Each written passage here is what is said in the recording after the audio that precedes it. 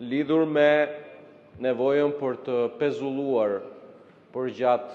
kulmit të sezonit turistik, edhe pse Shqipëria jonë po zhvillon një sezon turistik përtej, le të themi, sezonit veror,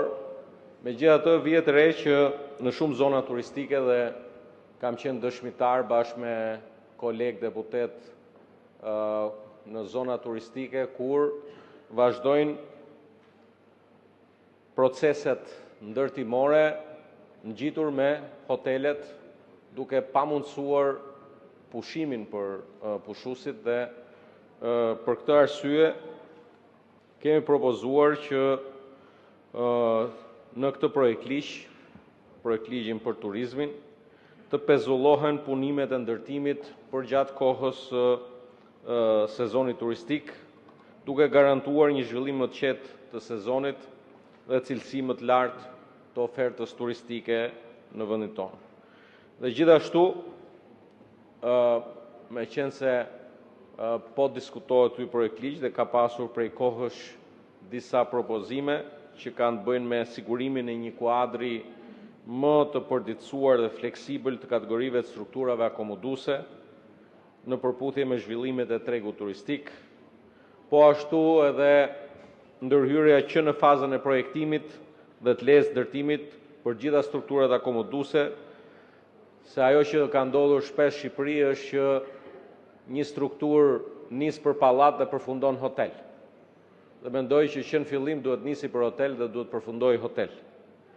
Dhe gjithashtu një çështje tjetër ka të bëjë me unifikimin e procedurës kategorizimit dhe klasifikimit nga Ministria Përgjegjëse për Turizmin.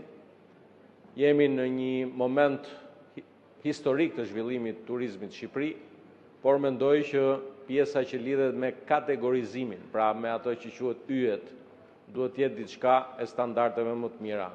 Referuar këtu në relacionin që do të kemi mundësi ta shohim në Komisionin Përgjegjës dhe atë për dhënien mendimi, eksperiencave më të mira, por nuk do të shkojmë larg, mjafton të hedhim një sy Greqisë dhe Kroacisë për mënyrën e kategorizimit. Yjet nuk mund të jenë më vetë shpallje e pronarit hotelit, por do të jenë një proces shumë i mirë dhe i standardizuar. Dhe pjesa tjetër ka të bëjë me regjistrimin elektronik të klientëve. Mendoj që jemi në kohën e duhur edhe këtë standard të vendeve të antarët Bashkimit Evropian ta kemi edhe në Shqipëri, pra në çdo hotel të Shqipërisë të ketë një sistem të integruar të regjistrimit të personave që rezidojnë, pra që akomodohen në atë strukturë hoteliere. Përfshirë këtu dhe një rast që e kam bërë publik bashkë me kolegët deputet Kavajës, zonë Gjuzi dhe zotin Rakipi, lidhur me pamundësinë, por dhe paftësinë, në fakt, rasti i Bashkisë Kavajës është rasti më unik në Shqipëri, ku një bashki pjesën e administrimit të mbetjeve e ka lënë komplet jashtë kontrolli, dhe ndërkohë që strukturat akomoduese hoteliere, restorante duhet kenë pas një dyshim dhe pas një lëshim një vend të caktuar të tyre për administrimin e mbetjeve. Nuk mund shkoj hoteli apo restoranti t'i hedhi mbetjet në koshin e plerave të lagjës, por duhet ketë një gjë të përcaktuar dhe po ashtu përmirësimi i cilësisë së dhënave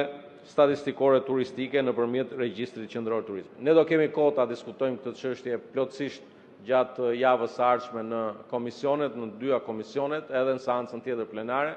Kështu që i ftoj kolegët deputet ta mbështesin projekt vendimin për shqyrtimin e procedurë të përshpejtuar të kësaj ndërhyrje që është urgjente dhe e nevojshme në dobi të rezultateve më të mira të turizmit në Shqipëri. Faleminderit, kryetar.